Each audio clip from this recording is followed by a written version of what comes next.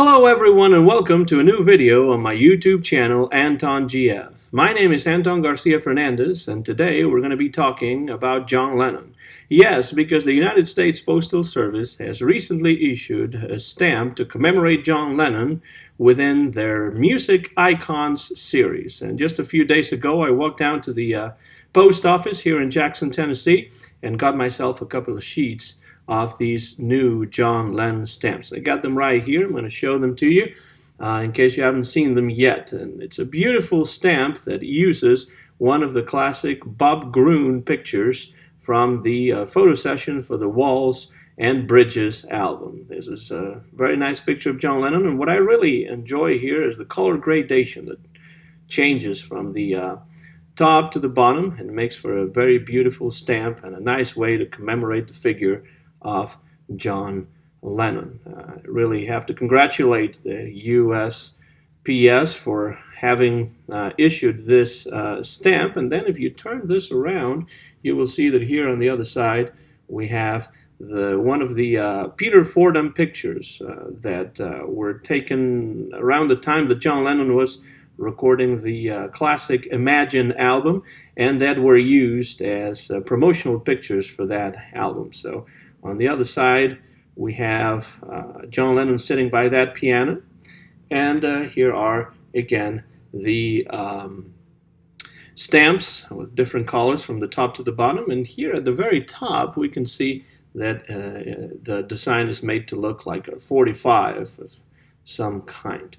Now, what I'm going to do in this video, besides what I just did, which is show you these John Lennon stamps that have just been issued by the United States Postal Service, is to talk about an album that these stamps have really reminded me of for some reason. And that is an album that came out in 1986, actually a little bit less than 6 years after John Lennon's passing, and it's an album that includes a few outtakes and a few songs that were left off of some albums that John Lennon recorded in the mid-1970s. I'm talking about the rock and roll album in particular, and also the Walls and Bridges album. And that's really the reason why these stamps have reminded me of this album called Menlove Avenue that was released in 1986, even though the recordings are from 1973 and 74. And it's precisely because these pictures here come out of the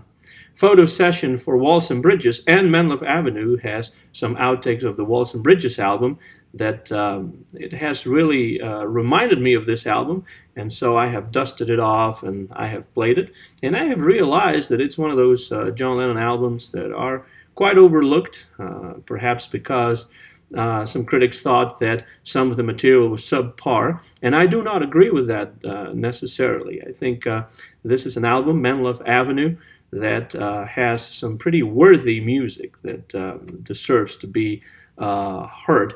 This is one of several albums by John Lennon released after his death and supervised by Yoko Ono.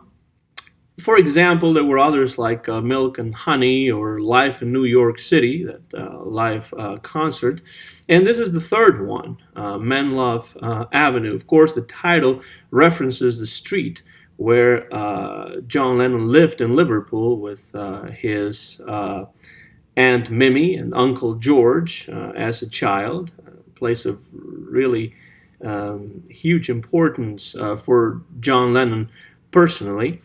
And since we're going back in some cases to the music of the 1950s that John Lennon loved so dearly and that he used to listen to when he was living on Menlove Avenue, that is probably why the title chosen for this album is Menlove Avenue. As I said before, the tracks were recorded in 1973 and 1974, around the time that John Lennon was cutting rock and roll, the rock and roll album produced by Phil Spector, and also the album Mind Games and Walls and Bridges, particularly rock and roll and Walls and Bridges. This is what's known as the Lost Weekend in the biography of John Lennon, because at that time he was separated from his wife Yoko and was basically partying and drinking with friends and doing drugs in California, mostly around the Los Angeles area. This is an album, Menlove Avenue, that one doesn't hear very much about. It hasn't been generally praised by critics. In fact, it has in many cases been bashed and harshly criticized by some music critics. But when you hear it, and you hear it with an open mind, it's surprisingly engaging, a very interesting, a very satisfying listening experience, at least in my opinion. I love the way that the album is divided into two very clearly defined parts. On side A, for example, we have mostly the songs from the sessions for the rock and roll album produced by Phil Spector. And then on side B, we have the outtakes and rehearsal recordings from the Walls and Bridges sessions. In that case, Spector is not involved. And, if we play the album, the original vinyl, I actually have the CD of it, I don't have the vinyl, but if you play the original vinyl album and you play side A, the album begins with a song called Here We Go Again, which was written by John Lennon and Phil Spector, and it was produced by Spector sometime in late 1973. It's not clear why John Lennon and Phil Spector wrote this song or why it was recorded, because it definitely was not. It could not have been meant for the rock and roll album, because it's an album of covers of classic rock and roll songs from the 1950s. But in any case, it's a nice melody. You can hear Phil Spector's hand in producing this song, and it's a pretty good opener for an album. It is true that John Lennon and Phil Spector had their problems. They didn't have a very easy relationship, to say the least, but they could produce some good music. I think the rock and roll album is a fine album, and I like this opening track on the Menlove Avenue album called Here We Go Again. The second track is called Rock and Roll People, and it's a very good composition by John Lennon. A hard rocking number with a nice beat to it, a solid tune, and prove that John Lennon could write good rock and roll songs and perform in that style in a very convincing way in the 1970s. If any proof were needed for that, this is really a good song in that vein. John seems to be having a good time with the tune, and it really is a catchy number with a nice beat to it. Good second track on this Menlove Avenue album. Then tracks 3 to 6 really are the songs that are outtakes from the rock and roll album sessions, beginning with Angel Baby. And I really like this really good version of this ballad by Rosie and the Originals, a group that not many people remember from the California area in the late 50s and early 60s. This song, Angel Baby, would not have been a bad fit for the rock and roll album, but somehow it was left off. John Lennon didn't think, or somebody didn't think, it was good enough, and they left it up. But fortunately, it was recovered and issued finally in 1986 on this Menlove Avenue album. Number 4 is an interesting song. The title on the album is Since My Baby Left Me, so one might think it is not the song that it really is. It is the classic tune by Arthur Big Boy Crudup that Elvis Presley recorded for RCA in 1956, but the song is originally called My Baby Left Me, not Since My Baby Left Me. John adds this since on this recording and actually takes the song at a much slower tempo than Elvis did in his classic 1956 recording. It really reminds me a little more of the original Crudup recording, and John again seems to be having a good time, and it's another song that was left off the rock and roll album, and would have been a pretty good fit for that album in my opinion. Number 5 is a very interesting choice. To Know Her is to Love Her, a song by Phil Spector that was originally recorded by the Teddy Bears and that the Beatles had cut during their BBC sessions. In fact, the Beatles had included this song in their live repertoire way before they hit the big time. And here John Lennon returns to this song, but Lennon's version is very different. It does drag a little bit, as if he really weren't into it.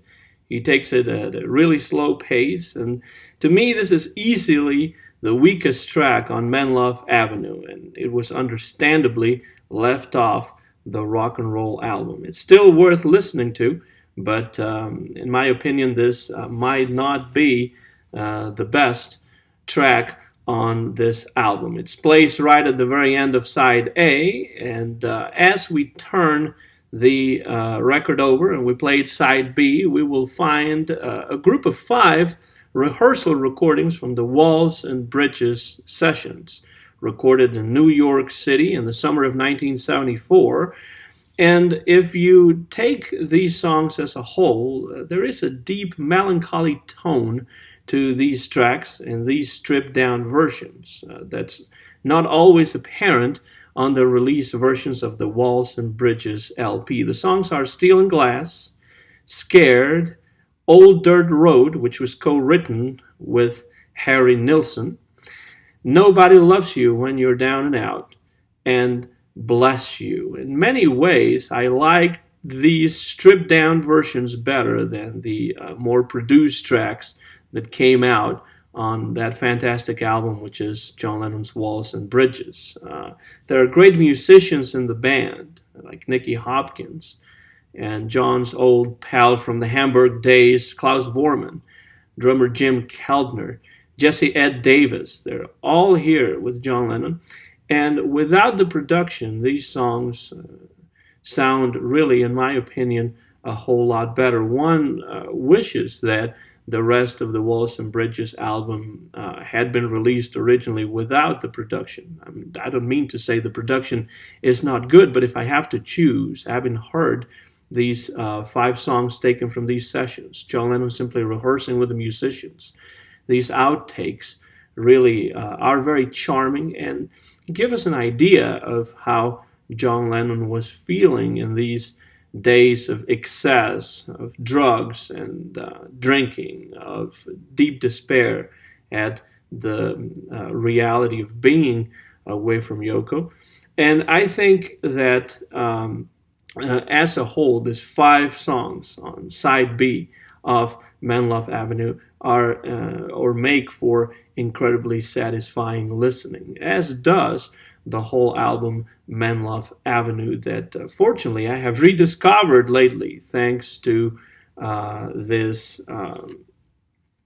set of John Lennon stamps that the United States Postal Service has issued to commemorate John as part of their Music Icons series. If you have not gotten a copy of or a sheet of these stamps, I urge you to do it because, as you can see, they're quite pretty. They're a nice way to remember John Lennon.